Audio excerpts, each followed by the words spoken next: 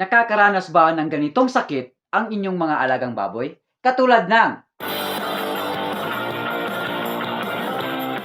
enteritis, pneumonia, edema disease, salmonellosis, mastitis, metritis, agalaxia syndrome, at erysipelas.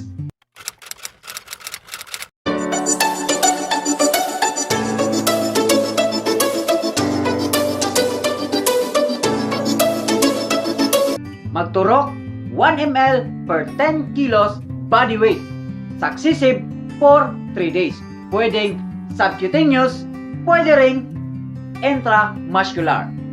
Subscribe for more. Okay. Subscribe for more. Subscribe for more.